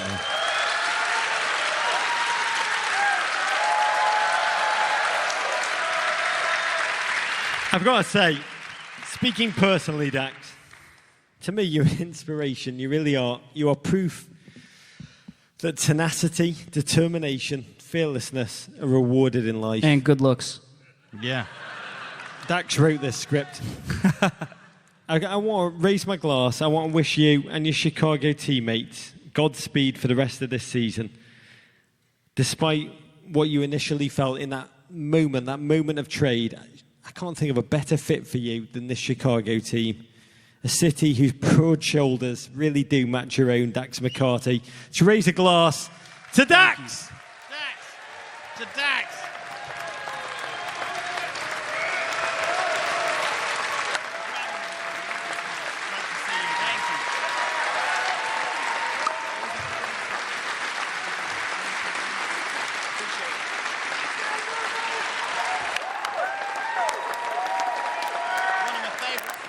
Dax McCarty! I love that man. One of my favorite football players in the world we've ever interviewed. What a lovely, lovely, lovely guy. I wish he was playing on my team as well. Okay, our final guest, Rog. A man who at just 27 years old has 107 more caps and 39 more goals for the US men's national team than either of us.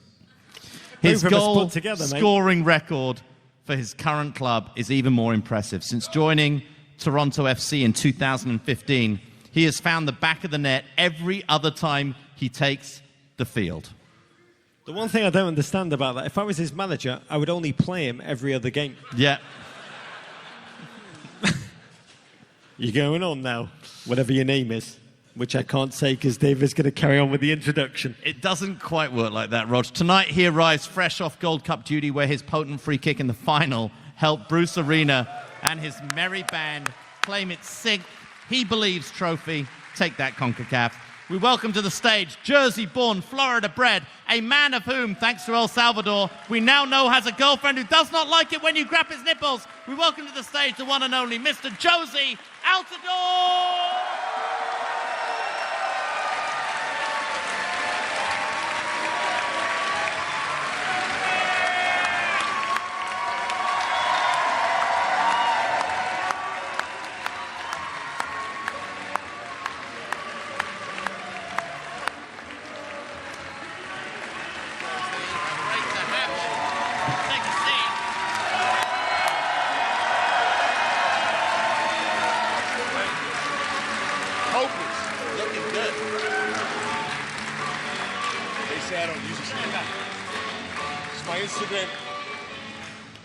Instagram story. Jozy wants to take a photo, and when Jozy wants to take a photo, just remember Jozy's free kick.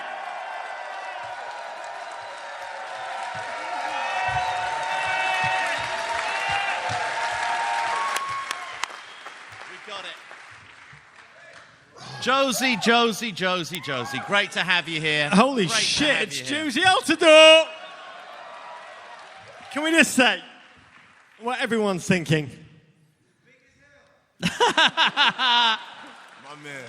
Oh, I've been working on my ventriloquism for weeks. You threw your voice all the way out there as well, Roger. It came all the way back. Now what am I thinking? I'm thinking Mazel Tov on your Gold Cup victory. Yeah. Thank you, bro. Oh, this was your first. It's astonishing. Your first Gold Cup victory. This is when I wrote this down. This made me weep. You were injured. 2013 Gold Cup. Drink. Cheers, Cheers, Jozy. Come on, do this. Are you ready? This is the worst drinking game in American footballing history, other than Jeff Agoos' own goals. Here we go. Are you ready for this? 2014, you pulled a hamstring 20 minutes into the World Cup. Drink. 2015, hamstring probs, left the squad after the group stages. Forgot about that one. Yeah. 2016, Copa America, anniversario, hamstring injury. Hamstring. As a player... We forgot to drink. Sorry. Sorry. Jozy, my bladder is not thanking you at all for this. As a player, I mean, you are a competitor. Anyone who knows you senses that within minutes of being in your company. when you win the Gold Cup, where does it rank in your kind of international? We think of beating Mexico here. Where does winning the Gold Cup kind of rank in terms of your personal feelings of joy and satisfaction? I mean, to be completely honest with you, for me, it meant a little bit more because I hadn't been involved in so many tournaments, over a long period of time. So, you want to win one as a national team player. All the better national team players, if you look at, they've won one or a couple. So it was something that I just had to do. I could not have that not be on my resume, You, Michael Bradley, and Tim Howard. He's on LinkedIn.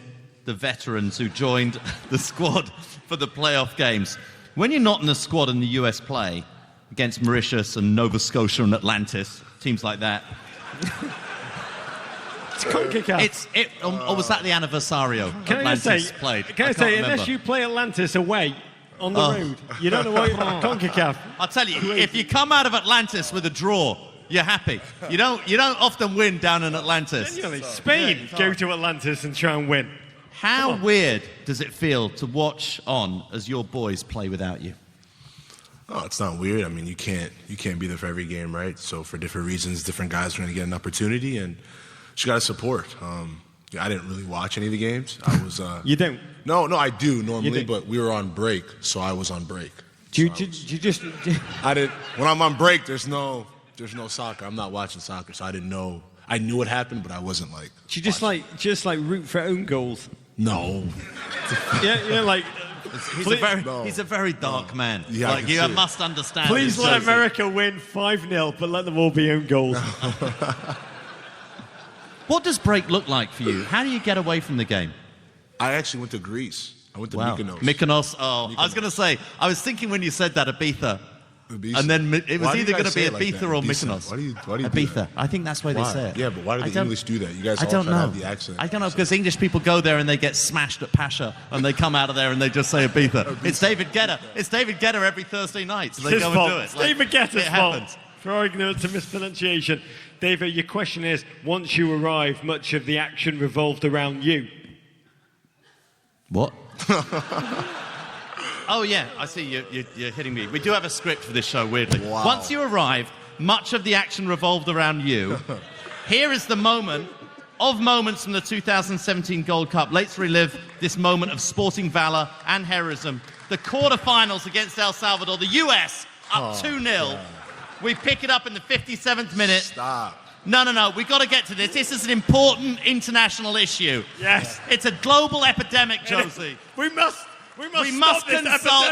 must consult with nipple violence expert Stuart Holden, who is on the call. You see it right now. It's a bite, along with the twist on Jozy Altidore. That should be a red card. Yeah.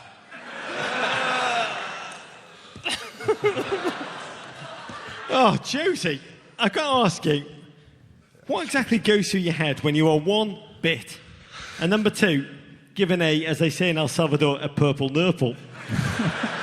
Serious question. Do you not just want to give them a two-handed booby blister? Say booby blister? Yeah. We say Ibiza. He said two-handed booby blister. How did you stop yourself and just be like, bro? I don't think that you would hope you're playing against a player that doesn't have. I mean, no disrespect. You could, but the men's game, you don't really have any players with. Can I just say, I've just suddenly learned this is the difference between an average footballer and one who excels at the international level. Matters. By the way, can we just say huge respect to Fox Sports in the same way as I have Dr. Joe, who's a genius. Can we hear it for Dr. Joe? I mean, I don't quite know what Dr. Joe is a doctor of, but let's not ask hard questions. But the way he analyses refereeing decisions, can we just say we are blessed to live in America, where Stu Holden, a resident nipple violence expert, we never take your nipple violence work for granted, Stu. Thank you. David. But that must have been a surreal moment. Please, tell us honestly. Has that happened to you on a football field before? No, never. I mean, I didn't know whether to be mad, surprised, shocked. I was everything. At exactly the point it happened, you were like, what the? Yeah, and I went to the referee. I said, ref, he bit me. What? He's like, yeah, I didn't see it. I don't know. I was like, yeah, but I wouldn't make that up. Like, he hit me, grabbed my nipple. Like, what's going on here? You know? So, yeah. And he was like, he what? I was like, yeah, he grabbed my nipple. And he was like, oh. So it was just, I think we were both surprised, to be honest. Wow. I wish we had the tapes of that conversation. That would be amazing. By the way, for next time, if you'd said booby blister, the ref, he would have waved in with those cards. All right, next time. But after the game, one of my favourite footballing quotes of all time, Bill Shankly said, they say that football is about life and death. It's more important than that. My second favourite quote of football all of time, my girl's mad at me. Jesus. She's mad at me. She's mad at Romero because she's like, only I can bite you. Only I can grab your nipples.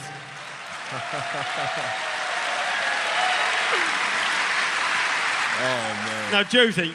Who says that footballers never say anything in the mix zone? I know. Who says that? Sometimes tweets speak for themselves, Jozy. Sometimes they need to be expounded upon. Jozy, the floor is yours.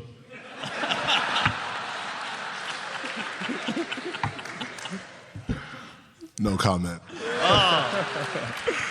I love the Fifth Amendment, David.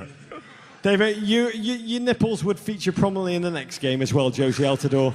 Yeah. The semi-final against Costa Rica. This game tied 0-0, 72nd minute. Let's have a look.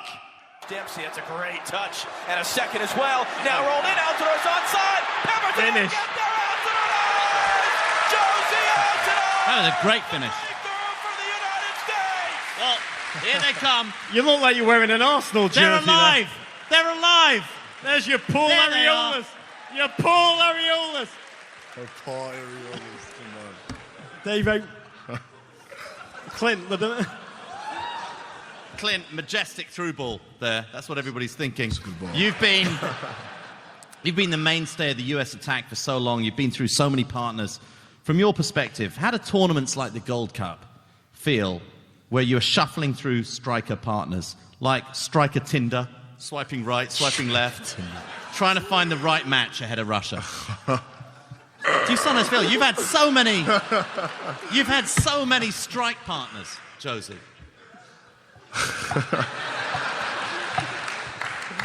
I'm going to go to the bathroom. Oh, man. You do. You're going to go to the bathroom right now. Hilarious. No, look, I mean, it's difficult for everybody. I mean, there's a lot of quality in the team. You know, nothing's guaranteed. It's a different national team than it was, I feel like, a few years ago. So it's exciting. It's difficult, but it's exciting because you always have to be better and make sure you're looking over your shoulder a little bit because this competition is really high. Yeah, and more options. Definitely, that's a luxury right now. There are more options than there have ever been before. Yeah, and I think it's more than just more options. It's more quality options, more guys that you can feel confident that will go in and put a shift in. And I think, you know, from a coaching standpoint, from players, that's what you want. You know, you want to know that the guy next up is ready to do the job and not miss a beat. More options, more competition.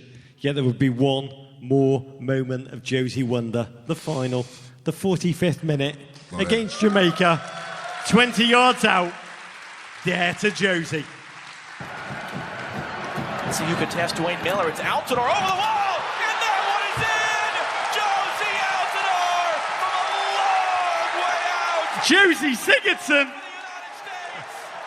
I'm going to ask you this. When you're in the huddle before this kick, like. and everybody wants to take it, and Acosta's like, I was born for this minute. And Michael Bradley is like, this is easier than a penalty for me, bro. And Tim Howard's like, I scored for Everton once, you know. How would you get them all to step aside and leave it to you? Take us into that huddle, relive the conversation. It really wasn't. Oh, I don't know if you had it up there. It wasn't really much of a convo. I mean, Acosta wanted to take it, but I just told him I wanted it, and he's like, all right, it's yours. So. Amazing how that Simple. happens. Yeah, it's pretty easy. Simple conversation, you know? It was all right. And how often have you practiced the free kick that you went? Was it, once again, situational word? Was it the way the wall was set up? Was it where the keeper was? Or you knew that was... Hi, Rog. It was a very weak bladder. Yeah. Was that a very weak bladder? Oh, fucking hell. If there's a doctor in the house, if they could go back. Is that a free kick that you sort of feel like exactly where you wanted to go and put it, that you've practiced a number of times? Or were you improvising? Was that jazz at that moment? No, that's a position definitely on the training ground that I think any player, you practice all the time. That's like the ideal range, right? You can get it up and over and down in time. And what are you focusing on as you run up to hit that ball? Is it like the contact? Are you visualizing it? What are you looking for at that point? Just getting it up and over the wall. From that close, that distance, if you get it up and over and it's enough to the corner, you got a good chance. And 28 yards, how many yards into that free kick do you feel like this one's got a chance? Yeah, right when I hit it, I kind of knew already that it had a chance. I hit it well. It had good distance, so I was confident in it. And the feeling at that point when you realize it goes into the back of the net? It was good. I almost showed my nipples in it. I was happy. Your nipples. Your nipples had an amazing Gold Cup. They did. They had a really good Gold Cup. There's no doubt about it. Okay, the Gold Cup is now in hand. There are more trophies to play for in the next 349 days. First, MLS Cup. Last season in front of a sold-out BMO field, you, Michael Bradley, and Giovinco. MLS's answer to Steph Curry, Klay Thompson, and Kevin Durant. You snatched defeat from the jaws of victory in below-freezing conditions to Seattle. As we reminded Michael earlier, you were one amazing Stefan Fry save away from having what likely would have been the game winner. That was off your header. When you went home that night, what were you thinking about after that game? Drink. Drink. Sad. Another one. How often have you thought about it since? Does it haunt you, or is it the kind of thing as a professional footballer where there's so many games, so many challenges? You're like, as fans, we live and die. Yeah. Haunts us. As a player, you're like, done, next. Yeah. Or are there moments of rest and repose in Greece, wherever, where that just suddenly comes back and you have to synapse and push it back in a way? No, I mean, to be honest, the final was kind of tough, obviously. Every other game normally passes pretty quick, but the final, being that it's the last game for a while, you have a month off, you think of it, right? You think about it, and I think it haunted everybody a little bit. You just wondered if you could give a little bit more, but I think a lot of the guys felt that they gave everything, so hopefully we get another chance this year. I mean, your team plays so exquisitely. Do you guys talk about it, or is it just there as collective motivation? I think it's more motivation at this point. I mean, obviously, as the season winds down and hopefully we get closer and closer to get into that game again, it'll be more of a topic, but I think right now everybody kind of use it as motivation without saying anything. You've survived, I will say, and I'm not hyperbolic on this issue, the most vicious of nipple attacks. You've survived your girlfriend's El Salvadorian targeted eye at Jozy Altidore. You have looked Michael Bradley in the eye and said, "No, I will take this free kick, so back off, friendo." Who's friendo? It usually finishes quicker if you just be quiet and get through it. And you've won the first international trophy of your career. In short, to summate, I'm beginning to believe there's nothing you cannot do, Jozy Altidore. All of which brings me conveniently segue to the 2018 World Cup. I've dreamed of winning that tournament since 1978. First World Cup that I saw Mario Kempes ticker-tape breaking Dutch hearts in Argentina. What do you dream of? What do you imagine in your freest mind when you would associate with these two words, Jozy? Russia 2018. I mean, like anybody else. I mean, obviously, I'm realistic, right? But I mean, I was a young kid once, younger, and I had a lot of dreams. And my dream is to play in a World Cup and win one. Obviously, I mean, easier said than done, right? But you don't go there without the idea in the back of your mind of why not us? So obviously, I think everybody will have that mentality. I mean, let me ask you. There's one human being who I live my life by. She's a Chicagoan. You might not have heard of her. She's obscure. Her name's Oprah. And she said once that the biggest adventure that you can take is to live the life of your dreams. Jozy, do you believe? It's not a trick question, because the answer is yes. Will the US win a World Cup in your lifetime? In my lifetime? Absolutely.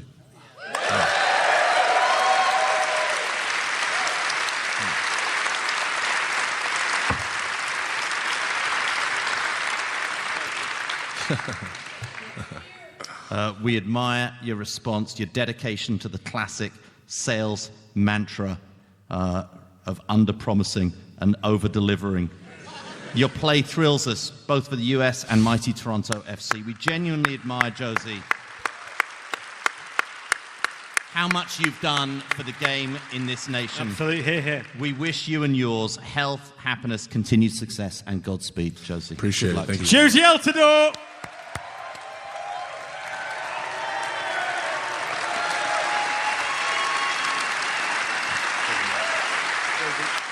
Thank you very much.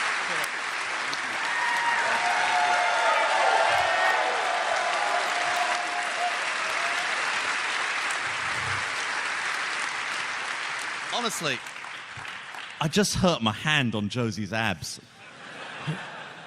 I'm going to go tonight. I don't know what is in store for us other than we're all going to go for a drink together. But I've got a feeling by the end of the night, I'm going to wake up with a Dare to Jozy tattoo on my tramp stamp. It's getting messy down there, Rog. You've had a lot of tramp stamps. I can go over the Stephen Naismith one, I think, David. I might be getting a Wayne Rooney one this season, Roger. It is, as I've tweeted, it is going to be the greatest Men in Blazers season ever with Rooney at Everton. Everton's Brian Urlacher.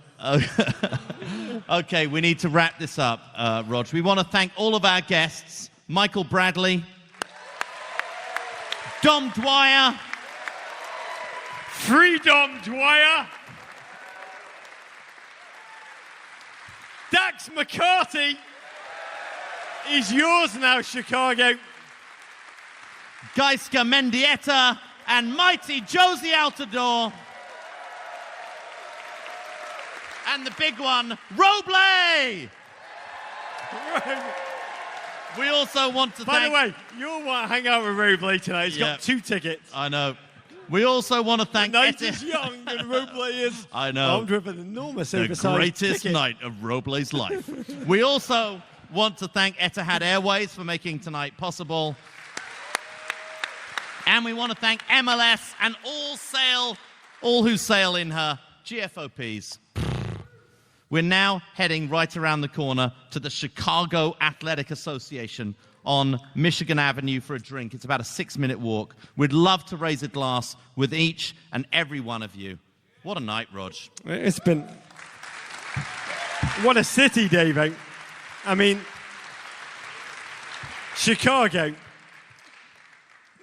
Does any place have a deeper history of proving that anything, that everything is possible? And I say that as the countdown begins in earnest to World Cup 2018. Yeah. Yeah. We are just 320 days away, Rog, and I know you're going to be getting very, very overexcited this year. Quick check of my internal body clock tells me that it's just 7,608 hours away, mate. And the question you are nudging all of us towards, Rog, is how will the USA do? If only there was some baseball analogy we could use. Of a team that everyone believed could never win, defying the naysayers, the haters, the doubters, proving them all wrong, turning it around, and winning it all, David. Yes, by the power of Joe Madden. Yes, Chicago, your Cubs had not won a World Series since 1908. I was 3. Yet the hope, the dreaming, it never disappeared. Even after decades of disappearing Arsenal fan TV style.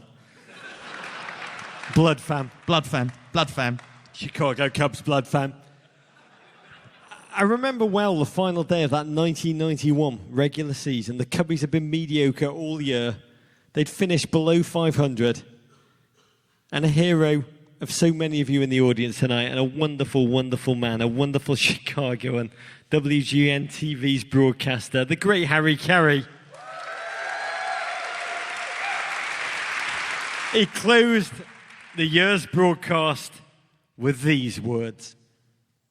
Too bad we couldn't have had a victory that meant a pennant. but that will come. Sure as God made green apples, someday the Chicago Cubs are going to be in the World Series. As sure as God made green apples, someday the Chicago Cubs are going to be in a World Series. And Harry capped that by saying, and maybe sooner than we think. He said the nucleus is there. What year was that? Okay, it was a very young nucleus. And lo and behold, last season, 3-1 down in the World Series. All hopes seemed dashed, but they never stopped believing. And the legend that is Theo Epstein later explained the spirit that overcame his players, propelling them to glory. He said, there will be times when everything you have been wanting, everything you have worked for, everything you have earned, everything you feel you deserve is snatched away in what seems like a personal and unfair blow. And Theo concluded, when these moments happen, and they will you be alone in your locker with your head down, lamenting, divvying out blame, or will you be shoulder to shoulder with your teammates, connected with your heads up, giving and receiving support? Chicago, you've seen something they said will never happen. You've seen it happen with your own eyes.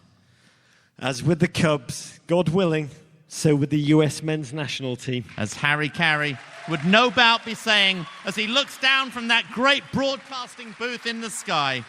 As sure as God's green apples, someday the US men's national team is going to win a World Cup. May this be the year in which the US channel all that is good about a collective in search of glory against the odds. Let's leave you once more with the words of the great Theo Epstein as interpreted by Rog. And Theo, if you're listening, please consider becoming US soccer president when Sunil Gulati retires. In Theo's words, to our players, many of whom we've had on the stage tonight, and to those of us here, like Davo, myself, and all of you here who cheer and yearn for that next level, will you be shoulder to shoulder with your teammates, connected, with your heads up, giving and receiving support? Good night, Chicago. We really love you, and Godspeed.